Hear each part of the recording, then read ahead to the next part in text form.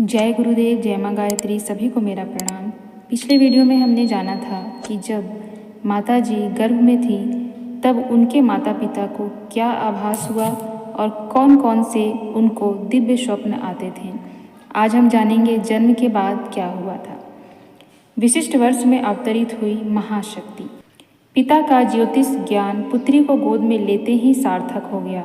उन्होंने कन्या के जन्म मुहूर्त पर मन ही मन विचार किया।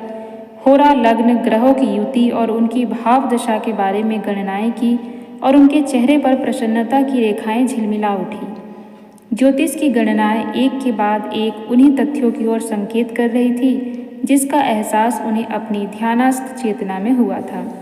साधना काल में और ज्योतिष विद्या का गहन अवलोकन करते समय उन्हें बार बार इस तथ्य की अनुभूति होती थी कि सन 1926 इस महान आध्यात्मिक शक्ति के अवतरण का वर्ष है, परंतु कैसे और किस तरह, इन प्रश्नों के हल वे नहीं खोज पा रहे थे। यद्यपि उनकी साधनात्मक एवं ज्योतिषीय अनुभूतियों का इतिहास साक्षी बन रहा था, इस वर्ष की वसंत पंचमी को विश्व की महानतम आध्यात्मिक घटना घट चुकी थी। परम पूज्य गुरुदेव 15 वर्षीय श्री राम ने अपना हिमालयवासी महागुरुदेव के मार्गदर्शन में अखंड साधना दीप प्रज्वलित किया था। उनकी 24 वर्षीय 24 गायत्री महापुरुषों की श्रृंखला इसी वर्ष प्रारंभ हुई थी। इसके अतिरिक्त श्री अरविंद आश्रम पांडिचेरी में महायोगी अरविंद पूर्ण योग की विशेष सिद्धि को अवतरण करने की सफलता प्राप्त कर रहे थे। इस वर्ष के अंतिम महीनों में ही अति मानसिक चेतना धरती पर अवतरित हुई थी और महायोगी अरविंद अति मानसिक चेतना के अवतरण के लिए परिपूर्ण एकांत में चले गए थे।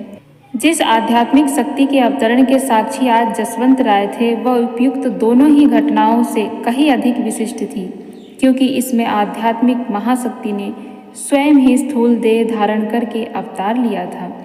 आदि माता स्वयं ही अपनी लीला भूमि में आविर्भूत हो रही थी। नील गगन में सूर्य देव बड़े ही सुखद आश्चर्य से इस दृश्य को निहार रहे थे। उन्हें अपनी सत सहस्त्र किरणों से सद अवतरित जगदम्बा के अर्चन वंदन का सौभाग्य प्राप्त हो रहा था। समूचे वातावरण में आज एक स्निग्ध शांति, शीतलता और मधुर सुवास व्याप्त हो रही थी। धरती का यह छोटा सा कोना तीर्थ भूमि बन गया था। यहाँ एक ही पल में अनेक परिवर्तन घटित हो रहे थे।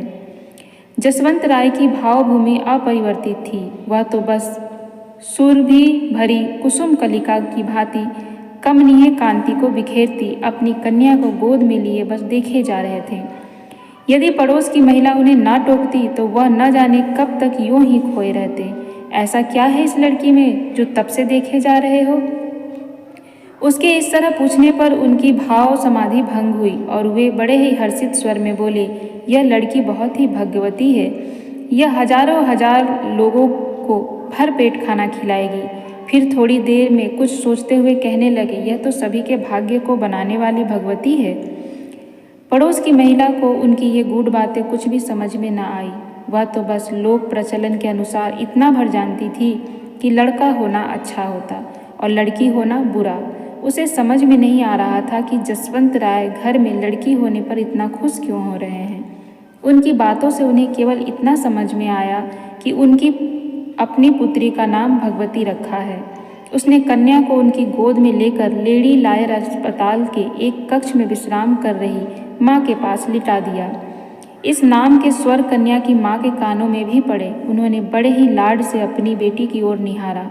सदा हंसमुख, लीला चंचल उस नन्ही सी बालिका के सस्मित नेत्रों से जैसे कोई सम्मोहिनी शक्ति थी, जिसे देखकर वह बस सोचने लगी, आह कितनी सुंदर आंखें हैं, मानो देवी के नेत्र हैं। मेरी यह बेटी सचमुच ही माता भगवती है। माता के ममत्व एवं पिता के स्नेहमय लालन में भगवती शशिकला की भांति दिनों दिन बढ़ने लगी। स्वजनों के साथ उसका बचपन बीतने लगा। अब इसके आगे हम जानेंगे बाल लीला में उन्होंने कौन कौन सी क्रीड़ाएं की, बाल लीला में उन्होंने क्या क्या चमत्कार दिखाए। ये सब हम अगले वीडियो में जानेंगे। इसमें सिर्फ इतना ही। जय गुरुदेव, जय माँ गायत्री।